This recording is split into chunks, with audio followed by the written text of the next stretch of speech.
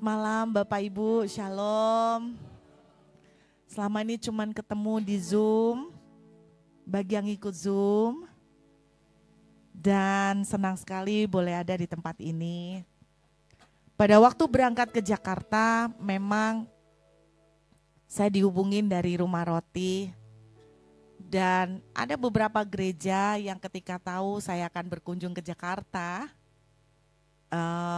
mereka meminta jadwal untuk bisa mampir di tempat mereka. Tapi sampai hari ini enggak tahu kenapa hati saya kok tergerak ke sini. Saya percaya Tuhan sayang sama orang-orang di tempat ini dan saya percaya Tuhan punya rencana yang besar. Bapak Ibu percaya enggak? Enggak ada yang kebetulan. Enggak ada. Saya belajar dari pengalaman beberapa waktu terakhir ini bahwa bahkan sekalipun sesuatu yang buruk terjadi, enggak ada yang kebetulan. Amin saudara. Saya dari tadi berdoa, berusaha untuk menangkap Tuhan. Kenapa sih Tuhan utus saya ke sini gitu kan. Jadi jadwal saya ke Jakarta sebetulnya khusus untuk 2 agenda. Satu gereja, satunya satu perusahaan yang sebetulnya bukan karena perusahaannya tapi pemimpin dari perusahaan ini adalah seseorang yang Tuhan kirimkan menjadi seperti keluarga buat kami. Jadi cuma 2 agenda itu untuk tanggal 22 dan 27. Dan di tengah-tengahnya itu free harusnya. Kosong. Tapi di tengah-tengah ada PD Rumah Roti. Puji Tuhan. Saya tahu Bapak Ibu capek karena saya baru dengar katanya Selasa kemarin ada PD. Jadi saudara seminggu 2 kali datang ke dokter. Puji Tuhan Bapak Ibu. Saya cuma mau menyampaikan satu hal yang sederhana sekali. Saya berharap ketika saya menyampaikan kebenaran firman Tuhan itu, saya selalu suka yang sederhana. Supaya bisa dipraktekkan. Kan gitu Bapak Ibu. Apa yang saya bagikan sebetulnya lahir dari pengalaman pribadi. Lahir dari apa yang Tuhan izinkan saya alamin. Saudara, kali ini saya ke Jakarta itu betul-betul seperti mimpi. Betul-betul seperti mimpi Bapak Ibu. Seseorang bilang sama saya di telepon kemarin, Ruth, kamu itu benar-benar disayang Tuhan. Dia bilang begitu. Amin kok, amin. Satu cita-cita saya Bapak Ibu, saya tidak tahu cita-cita Bapak Ibu. Mungkin cita-citanya ada yang pengen kaya. Mungkin cita-citanya ada yang pengen banyak anak. Siapa tahu. Mungkin cita-citanya kepengen punya banyak rumah. Cita-cita saya satu. Alkitab bilang begini, firman Tuhan bilang begini, ketika itu Tuhan berterus terang, nyala daripada aku sebab aku tidak mengenal engkau. Paling menakutkan kalau Tuhan terus terang ketika kita sudah tidak bisa kembali. Betul enggak? Jadi saya selalu berdoa Tuhan teruslah, terus terang sekarang. Jangan nunggu saya tidak bisa balik baru Tuhan terus terang. Nah satu doa saya, cita-cita saya kalau Tuhan lihat saya, kalau Tuhan lihat saya, Tuhan akan bilang begini, aku menemukan Ruth, hatinya itu menyenangkan aku. Saya pengen. Saya pengen Tuhan itu bilang aku menemukan Ruth, hatinya tuh sungguh-sungguh aku suka. Itu doa saya Bapak Ibu. Nah saya mau sharing apa yang saya bagikan dari ayat ini. Kemarin sudah sempat saya bagikan di satu tempat. Tapi Tuhan mengingatkan lagi untuk membagikan ini. Saudara, saya melihat bahwa saya datang ke Jakarta kali ini seperti mimpi. Saya tuh sering lihat di Instagram pendeta-pendeta itu kalau naik pesawat kelas bisnis itu selalu difotokan. Dan kelihatan kan kelas bisnis sama kelas ekonomi. Saya dari dulu selalu kelas ekonomi. Enggak pernah ada yang naikkan saya kelas bisnis Bapak Ibu. Beneran. Tiap kali lihat pendeta banyak banget, dia sering banget naik kelas bisnis. Saya manusia normal loh Bapak Ibu, kadang-kadang kan ya kepengen. Kalau Bapak Ibu bilang enggak kepengen, terus Bapak Ibu bilang, tidak, saya hamba Tuhan sederhana. Cukup kelas ekonomi, bila perlu super ekonomi enggak apa-apa.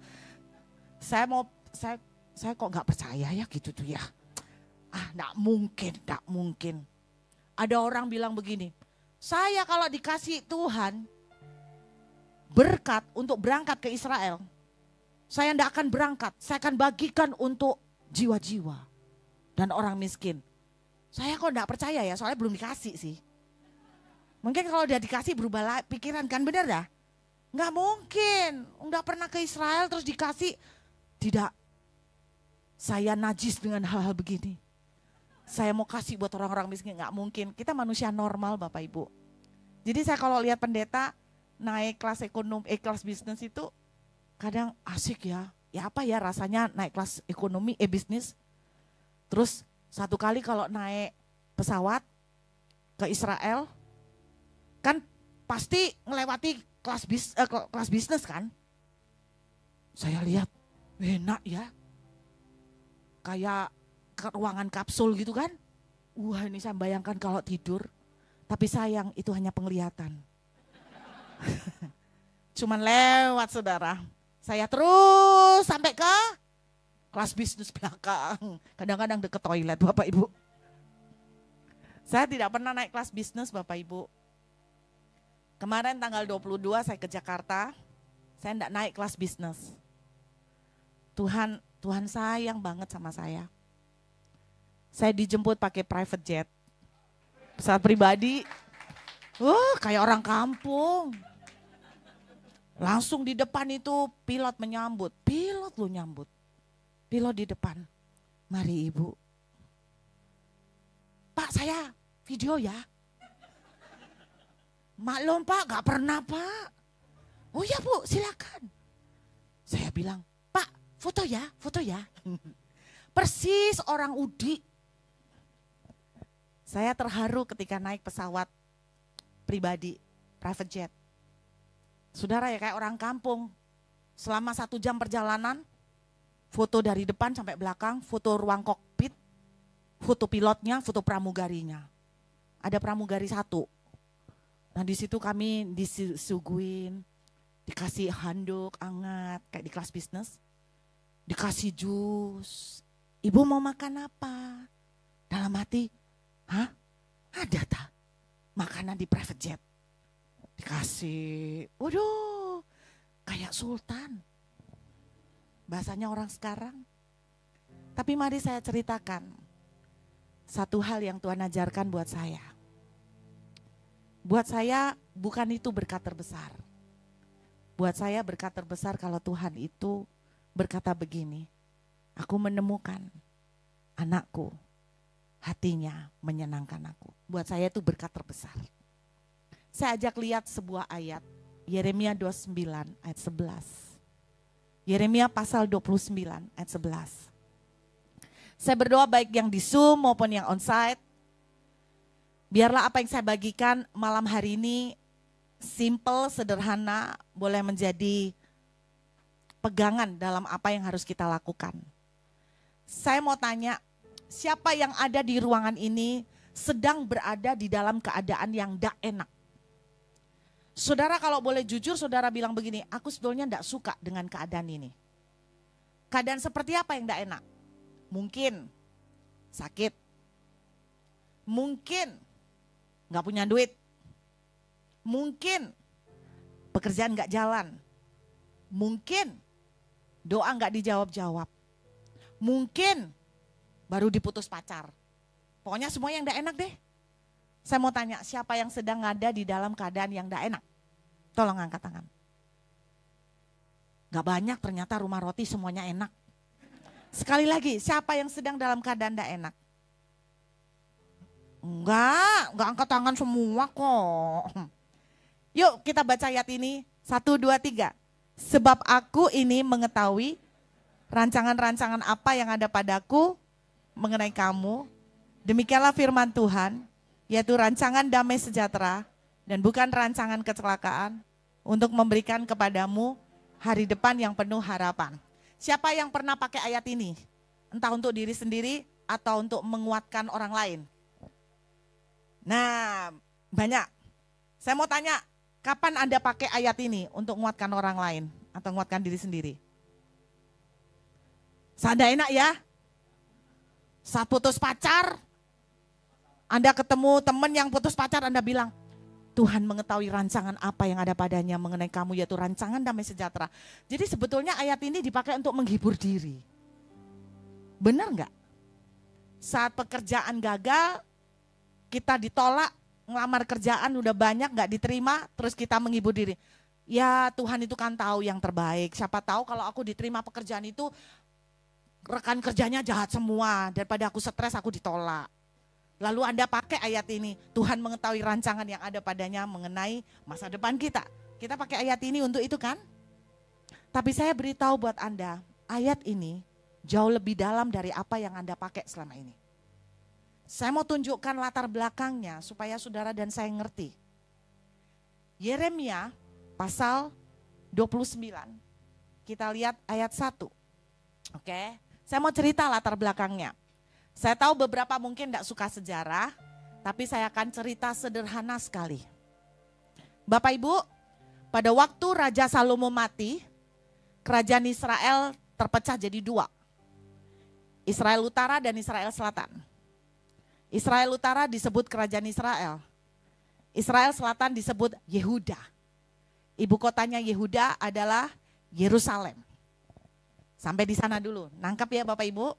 Saya berusaha pelan-pelan. Satu kali pada tahun sekitar 500-an BC before Christ, orang-orang Babel menyerang Yehuda. Lalu diangkut ke Babel. Yang diangkut imam.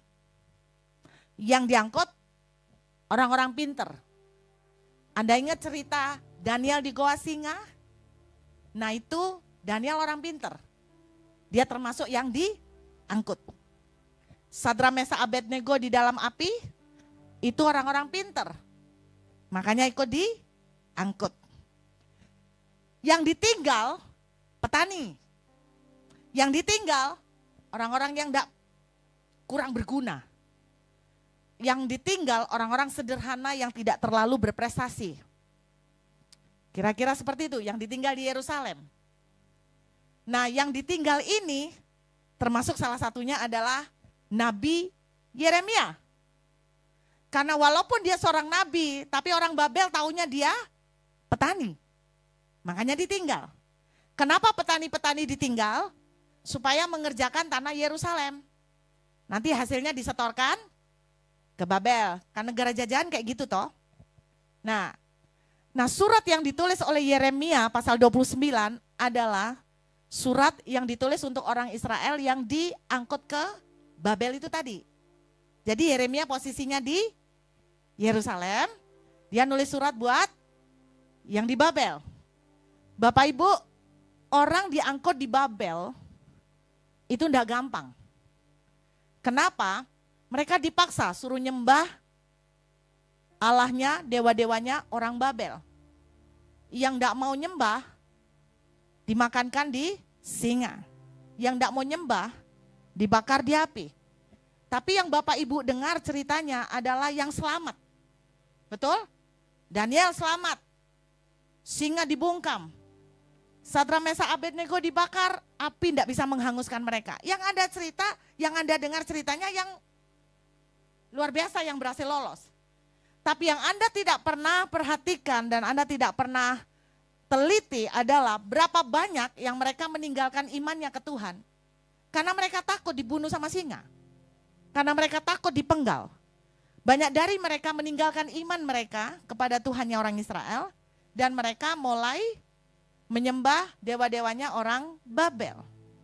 Dan juga mungkin tidak tercatat, tapi ada orang-orang yang dibunuh karena mereka mempertahankan imannya. Jadi yang diangkut di Babel itu setengah mati penderitaannya. Yang di Yerusalem penderitaannya apa? Ya sama penderitaan Yerusalem. Kalau masa kekeringan, tanahnya kering, ya itu doang. Jadi lebih susah yang diangkut ke Babel. Saudara, beberapa dari saudara tahu saya tinggal di Australia. Jadi saya saat ini domisilinya di Australia, Bapak Ibu. Orang selalu bilang, enak ya di luar negeri. Waduh.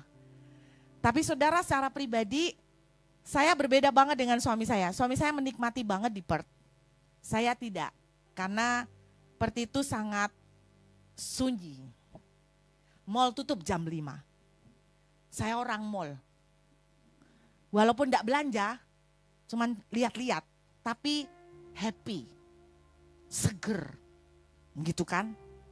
Sedangkan di sana jam 5 tutup semua mall. Orang dipaksa pulang. Orang dipaksa tinggal di rumah. Saya tidak pernah nonton drama Korea. Kecuali saat di Perth. Saya tidak pernah ngerti drakor.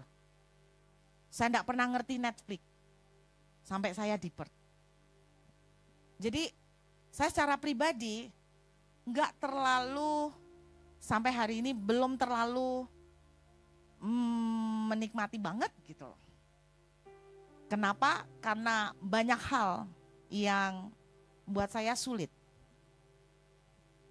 Bukan cuman budayanya, tapi mungkin kegiatannya, suasananya. Suami saya suka yang tenang-tenang. Bahkan dia pernah bilang begini, non nanti kita tua pensiun, kita pindah yuk ke Albany. Albany itu sebuah daerah 4 jam dari Perth. Lebih sepi lagi. Dia suka sekali. Saya bilang, kok kalau kamu ngajak ke Albany, percayalah, tidak lama aku demensia. Karena apa? Karena sepinya minta ampun. Beneran Bapak Ibu, tidak ada aktivitas banyak. Dia suka mancing, dia suka outdoor, saya suka di hotel. Dia suka camping, saya lebih senang kamar hotel daripada ruangan camping. Itu saya. Jadi buat saya sendiri saya tidak menikmati. Apalagi orang Israel di Babel. Tekanan dari pemerintah, ancaman sewaktu-waktu, hukuman mati yang mereka harus hadapin. Anda bisa bayangkan hidup sebagai bangsa terjajah. Lalu di dalam Yeremia 28 kita tidak usah buka.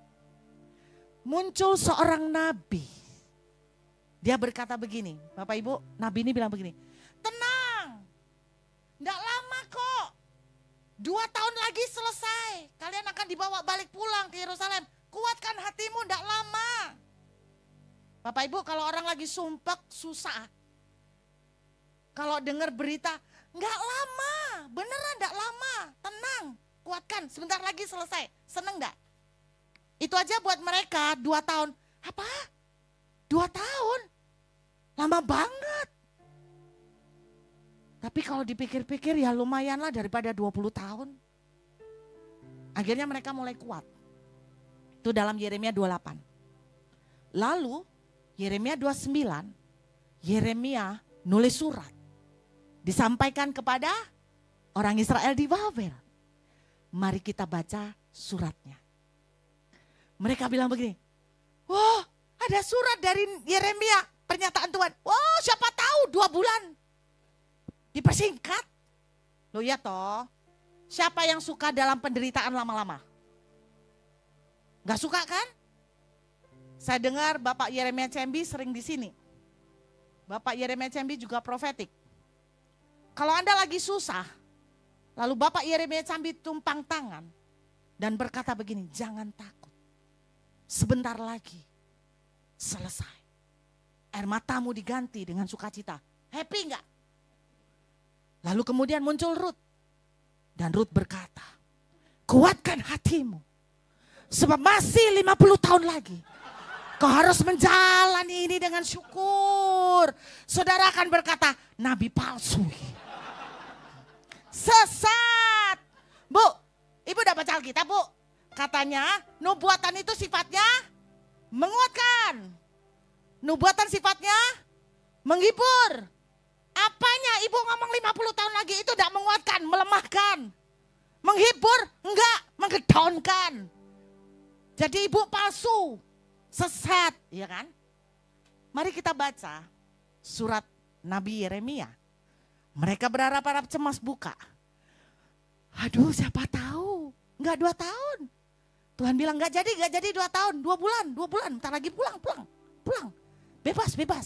Kita lihat ayat yang ke-4. Yeremia 29 ayat ke-4.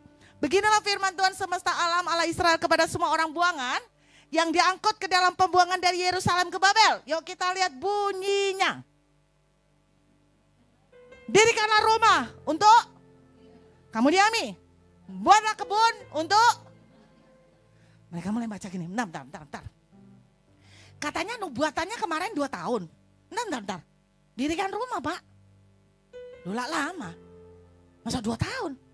Suruh dirikan rumah, suruh bikin kebun untuk dinikmati hasilnya. Hah? Udah berapa lama ini? Mari kita lanjutkan. Ayat selanjutnya. Ambillah istri untuk anak-anak memperanakkan laki-laki perempuan. Ambillah istri bagi anakmu laki-laki, carikan suami bagi anakmu perempuan. Supaya mereka melahirkan anak laki-laki dan perempuan. Agar di sana kamu dan bentar. Dirikan rumah aja udah lama, oke lah 2 tahun mungkin masih bisa 2 tahun. Suruh ngawinkan anak. Bentar, anakku masih 10 tahun nih. Suruh ngawinkan. Terus nanti anaknya suruh ngawinkan. Ini berapa lama? Yang beneran. Kok lama banget? Kita baca, lihat. Selanjutnya. Usahakanlah kesejahteraan kota kemana kamu aku buang. Dan berdoalah untuk kota itu kepada Tuhan, sebab kesejahteraannya adalah kesejahteraanmu. Saudara, kalau Anda hari ini ada di dalam keadaan yang tidak enak, mungkin punya mertua yang tidak enak, lalu ada seorang nabi berdoa, kuatkan hatimu, doakan untuk orang yang tidak enak itu.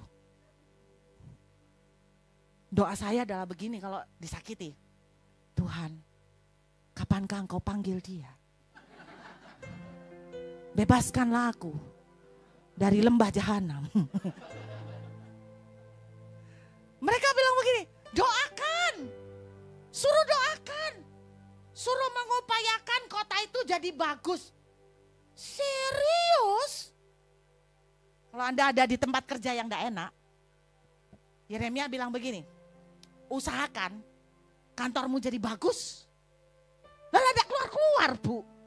Wong aku ini kepingin keluar. Usahakan pekerjaanmu jadi bagus. Yang beneran dong, Bu. Bosku tuh jahat. Doakan bosmu. Dan usahakan pekerjaanmu bagus.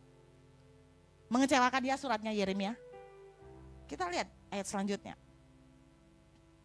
Sungguh beginilah firman Tuhan semesta alam. Janganlah kamu diperdayakan oleh nabi-nabimu yang ada di tengah-tengahmu dan oleh juru tenungmu, dan jangan kamu dengarkan mimpi yang mereka mimpikan. Jadi Yeremia tuh ngomong gini, jangan dengarkan yang ngomong 2 tahun tuh palsu itu. Jadi ini nabi sama nabi jong. Jangan dengarkan yang 2 tahun tuh palsu, yang bener nih yang aku. Jangan dengar yang 2 tahun. Lihat nih ayat 9. Kita tahu yang benar memang Yeremia. Sebab mereka bernubuat palsu kepadamu demi namaku, aku tidak mengutus mereka. Demikianlah firman Tuhan. Ayat 10. Sebab beginilah firman Tuhan. Ini Tuhan terus terang nih. Apabila telah genap 70 minggu. Enggak salah. 70. Saudara bisa bayangkan kalau saya mak gubrak. Pingsan aku. 2 tahun aja sudah lama orang di dalam kesusahan, suruh tunggu 70 tahun. Aku akan menepati janjiku kepadamu dengan mengembalikan kamu ke tempat ini. 70 tahun. Ada yang jomblo? Siapa yang jomblo angkat tangan? Semua sudah double. Enggak ada yang jomblo. Ini yang muda-muda jomblo kan? Jomblo. Double. Jomblo. Nah, katakan sebagai contoh nih dia baru putus.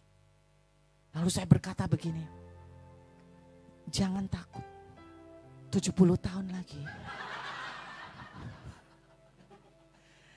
Kamu akan ketemu tulang dari tulangku.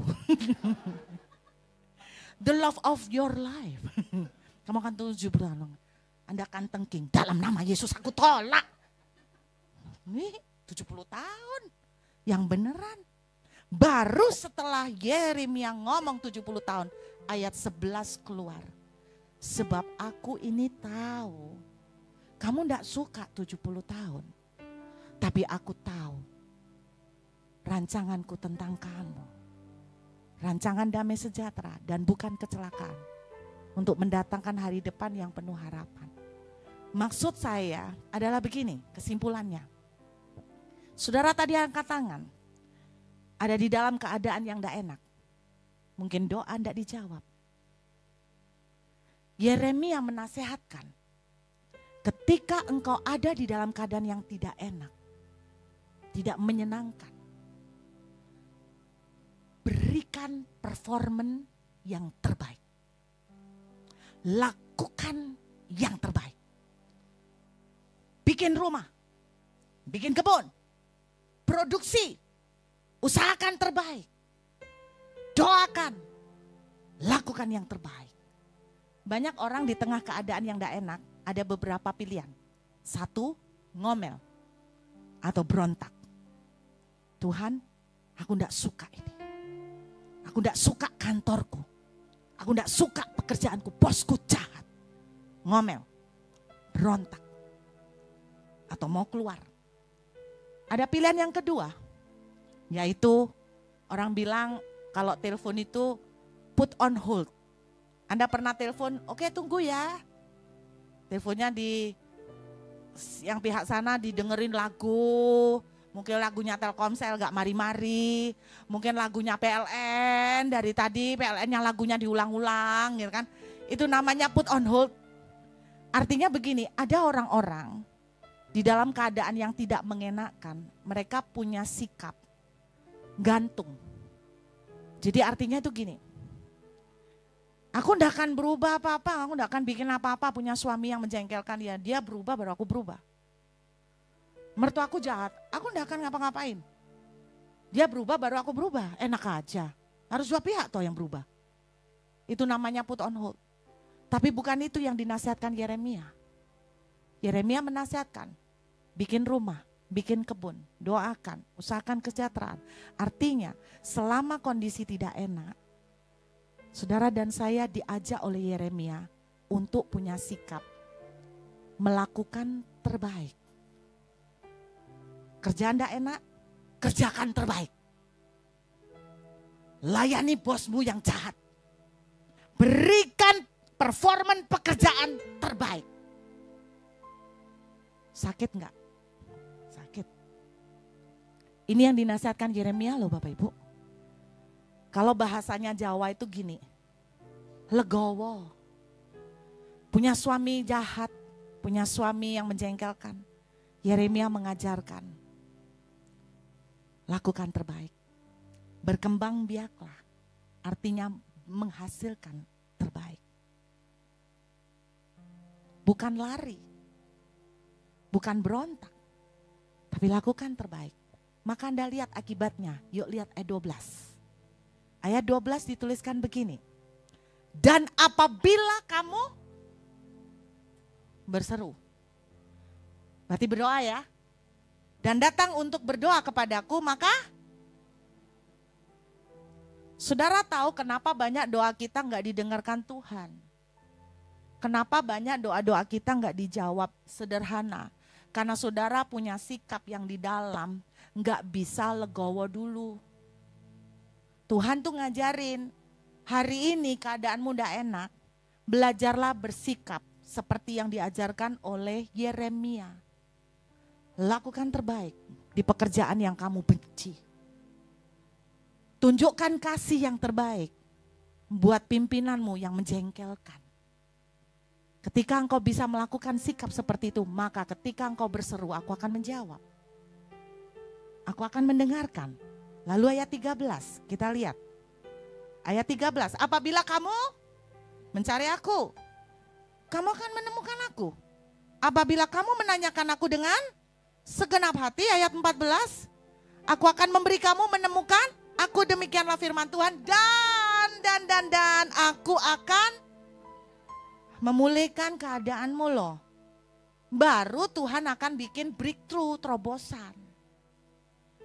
Dan mengumpulkan kamu dari antara segala bangsa, segala tempat kemana kamu kucerai beraikan. Demikianlah firman Tuhan, aku akan mengembalikan kamu ke tempat dari mana aku telah membuang. Bapak Ibu, banyak kan orang doa gini, saya marah sama Tuhan karena doa saya tidak dijawab-jawab. Kenapa? Sesungguhnya sikap seperti ini enggak seperti yang digambarkan Yeremia. Makanya makin sikapnya kayak gini makin enggak dijawab. Makanya sikap kayak gini bikin makin tidak ada mujizat. Saya baru ngerti kunci mujizat adalah belajar untuk nerima dengan ikhlas. Bukan cuma nerima dengan ikhlas lalu pasif, tapi menerima dengan ikhlas dan memberikan terbaik. Maka engkau didengar Tuhan. Dan Tuhan memulihkan keadaan. Anda bisa nangkep? Ketika hati kita bisa mengucap syukur, ketika hati kita bisa menerima, Anda bisa menerima orang yang menyakiti saudara, bahkan mengasihi dia, melayani dia. Maka Tuhan berkata, aku akan membuat kamu menemukan aku dan memulihkan keadaan kamu. Tuhan tahu kok kalau bosmu jahat. Tapi kalau sikap kita berontak, marah, emosi, makin tertutup pintu berkat. Kalau kita mau melihat perubahan, belajarlah merangkul penderitaan. Keadaan yang tidak enak, kita syukuri. Tuhan, terima kasih untuk bos yang jahat. Beri aku kemampuan untuk memberikan yang terbaik. Bahkan memberikan hasil prestasi kerja yang terbaik. Nah, banyak dari kita beda sikapnya. Kok enak, sudah jahat, tak kasih yang terbaik. Kok enak, masih syukur aku bertahan. Kalau tidak ada aku mati dia. Bukan ini loh yang diajarkan Yeremia. Disuruh memberikan performa yang terbaik. Baru pemulihan akan terjadi. Belajar bersyukur. Saudara, ada sebuah cerita. Seseorang ateis yang namanya John Weber. Dia satu kali diajak sama sahabatnya. Sahabatnya ini seorang pendeta. Dia diajak, yuk mampir ke tempatku. Kamu tunggu ya, aku Bible study dulu. Nah, ketika John Weber udah lama gak ketemu sahabatnya, diajak ke gereja tempat sahabatnya ini melayani sebagai gembala. John Weber kaget. Karena melihat anak dari gembala ini, anaknya laki-laki, itu duduk di kursi roda. Dia tanya sama sahabatnya, apa yang terjadi sama anak kamu? Dia korban kecelakaan tabrak lari. Lalu membuat anaknya lumpuh seumur hidup. Dalam hati John Weber itu mikir gini loh. Ngapain ikut Tuhan? Lihatan loh. Anaknya hancur. Ngapain ikut Tuhan? Dia dalam hati pikir begitu. Pada waktu dia sedang ikut Bible study, dengerin temennya sambil nunggu. Tiba-tiba gereja didatengin 2 orang polisi. Dan gereja membawa sebuah foto. Apakah ini anakmu? Ini terjadi di Amerika. Apakah ini anakmu? Iya. Kami menemukan anakmu mati dan jasadnya dibuang di tempat sampah setelah diperkosa. John Wimber dalam hati berkata begini, udah wis, habis. Pasti menghujat Tuhan dah. Habis dah. Pasti. Dia diem sambil penasaran untuk melihat apa yang akan terjadi. Suami istri ini tiba-tiba jatuh, berlutut, menangis. Tapi bukan kata-kata hujatan, bukan kata-kata memaki Tuhan. Tapi kata-kata yang keluar dari suami istri ini adalah begini, dalam bahasa Inggris. Mereka berkata begini, Lord, I don't understand. Tuhan, aku tidak mengerti. But I trust you. Tapi aku percaya kepadamu. Sambil menangis berlutut dia berkata, Tuhan, aku tidak mengerti. Tapi aku percaya kepadamu. John Wimber kaget. Apa yang membuat dia kaget adalah begini. Tuhan kayak apa? Kok sampai temennya ini kehilangan 2 anak. Masih bisa tetap mencintai Tuhan. Berarti ini Tuhan yang memang spesial banget. Sampai bikin orang 2 ini benar-benar begitu mencintai dia. Gara-gara melihat sahabatnya bereaksi seperti itu. John Wimber hari itu memberikan hidupnya untuk menerima Tuhan. Tahukah siapa Anda saudara John Wimber? John Wimber adalah, kalau Anda pernah ingat, tahun 90-an, pernah ada sebuah kebangunan rohani di mana orang-orang dilawat dengan tertawa. Holy laughter. Pernah ingat? Kegerakan tertawa di dalam hadirat Tuhan, tiba-tiba orang bisa dilawat Tuhan dengan tertawa. Itu datang dari sebuah gereja yang dibangun di Toronto. Dan gereja ini gembalanya adalah John Wimber. Saya waktu dengar cerita ini, saya cuma mikir gini loh Bapak Ibu. Kok bisa ya orang ini cinta sama Tuhan setengah mati ya? Kok bisa ya? Padahal anaknya hilang, anaknya dua-duanya satu mati, satunya lumpuh. Kok bisa cinta Tuhan kayak gitu ya? Saudara, saya percaya begini. Orang yang cinta Tuhan bukan kelihatan dari banyaknya pelayanan. Setuju? Orang yang cinta Tuhan bukan terlihat dari berapa kali seminggu dia datang kebaktian. Bahkan saya tidak bisa menjamin orang yang cinta Tuhan karena dia dilihat banyak berdoa. Katanya doanya di dalam kamar 5 jam. Anda kan tidak tahu dia 5 jam benar-benar berdoa. Siapa tahu 5 jam itu yang doanya 5 menit. 4 jam lainnya ngelamun. Atau pikiran tidak fokus. Bisa aja terjadi karena Anda tidak tahu isi kepalanya. Orang yang mencintai Tuhan saya percaya bukan diukur dari itu. Juga berapa aktivitas rohani yang dilakukan. Bahkan saudara tidak bisa mengukur orang cinta Tuhan karena dia memberi banyak. Karena Anda tidak tahu mungkin dia beri mau menghilangkan pajak kayak kali ya Pak. Atau dia memberi supaya kelihatan bagus atau gimana. Lah kan Anda tidak tahu toh. Alasannya rohani memberi kan. Tapi sebetulnya ya untuk kepentingan sendiri. Kita kan tidak pernah tahu. Makanya Tuhan bilang di akhirnya, aku berterus terang kepadamu, aku tidak pernah mengenal engkau. Kan serem toh. Tapi saya menangkap satu hal gini. Orang yang mencintai Tuhan, itu bisa diukur dari seberapa dia percaya sama Tuhan loh. Saat doanya tidak dijawab, dia bisa percaya sama Tuhan walaupun tidak dijawab. Dia bisa bilang begini, Tuhan, aku memang pengen doaku dijawab.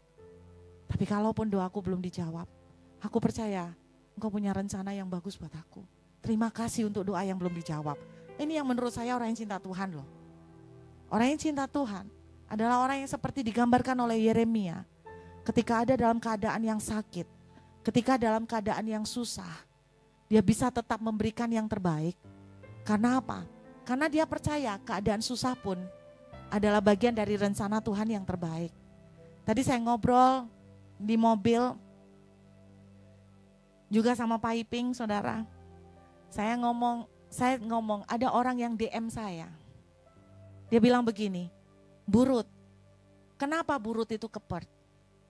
Padahal Bu Ruth itu kan sudah tahu, Tuhan itu tahu. Bu Ruth itu dibawa ke Perth, Bu Ruth tidak ada duit. Betul. Bu Ruth dibawa ke Perth, Bu Ruth tidak dapat kerjaan. Iya, saya di Perth 3 tahun ini, puji Tuhan, tidak kerja.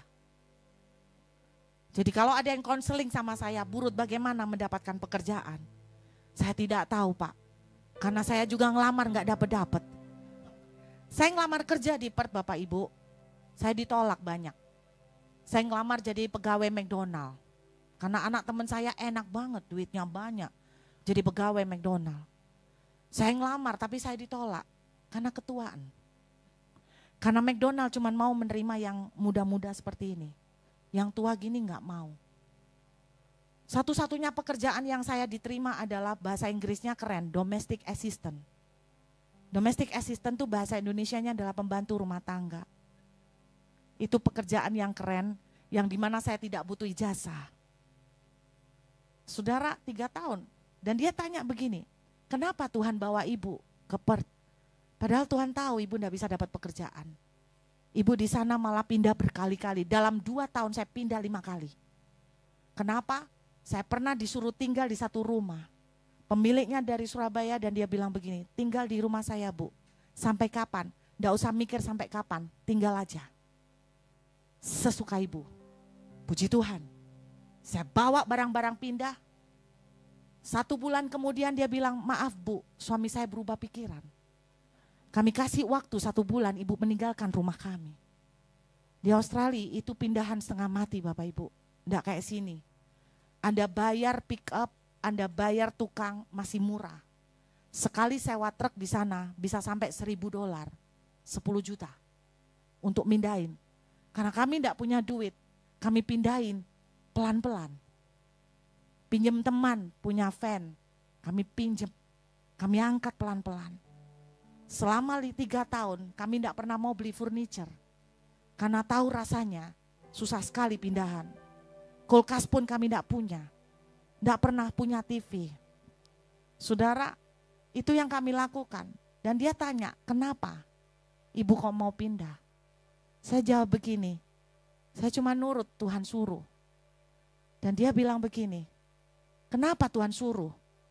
Saya tidak mengerti, kenapa Tuhan suruh padahal ibu tambah menderita disuruh Tuhan. Saya jawab begini, untuk nurut, tidak perlu ngerti, hanya percaya. Anda dapat pekerjaan yang tidak enak, nurut firman. Tidak ngerti saya Bu, sama seperti pastor tadi, I don't understand. Tapi saya berharap Anda mengakhiri dengan kata-kata, but I trust you. Aku percaya bahwa orang yang jahat sekalipun, kau tempatkan di atasku, engkau punya maksud. Kita kan jarang, doanya selalu gini, Tuhan singkirkan orang ini. Ketika kita dengar kesaksian, kemarin saya sempat dengar kesaksian seorang hamba Tuhan cerita, bagaimana ada seorang yang menjengkelkan sekali di dalam pemerintahan, sehingga membuat surat-surat gereja dipersulit. Lalu kemudian dia cerita, Anda tahu bagaimana cara Tuhan menolong? Tuhan akhirnya melengsarkan orang ini. Wah, semua tepuk tangan. Itu jawaban yang kita kepengen. Tapi bisakah saudara, ketika orang itu gak dilengser-lengserkan juga, malah makin sehat, makin jaya, makin jahat. Bisakah saudara belajar berkata, Tuhan, aku gak mengerti, tapi aku percaya. Saya yakin firman Tuhan ya dan amin. Mungkin bukan dengan cara dilengserkan, tapi Tuhan berkata, aku akan memulihkan kamu. Mungkin orang itu tidak dilengserkan, tapi saudara ternyata ketemu bos yang lebih atas.